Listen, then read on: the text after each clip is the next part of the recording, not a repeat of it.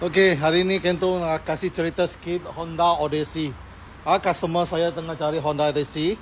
Mengapa tahun sama, harga beza RM10,000. Yang ini unit RM165,000, yang ini unit RM175,000. Follow Kento. Okey, ini yang Absolute 2021 unregistered tanpa EX. Kalau tanpa EX beza ada, kita tengok bawah sini. Dia punya lampu bawah sini tak ada lampu corner, nampak? Kalau EX ada extra, ada lampu corner, nampak? Tak sama. Ni dua biji. Bila you cornering, you boleh nampak dia nyala. Okey. Dan kita tengok colak ring dia. Ini EX. Ini tanpa EX. Absolute RC1 juga. Both unit Absolute. Lagi kita tengok ini, dia tanpa BSM.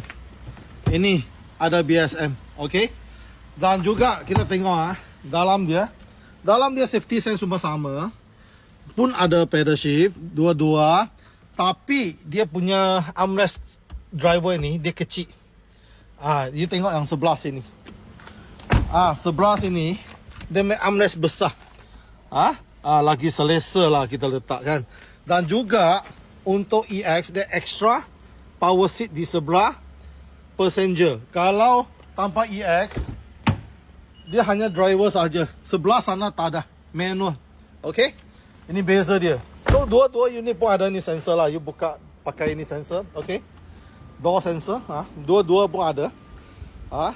Dua-dua pun pilot seat. Tak ada beza. Dua-dua pun pilot seat. Okey. Tapi untuk EX punya dia dah touch lah. Pakai sentuh punya touching punya. Ini control aircon. Ini tanpa EX masih pakai manual, button-button tekan lagi. Dan beza EX dia ni ditekan sini. Headrest dia boleh adjust angle. Tengok. Dia boleh adjust angle. Tekan sini saja. Dan juga dia punya design colak sini ada hard plastik lah. Okey.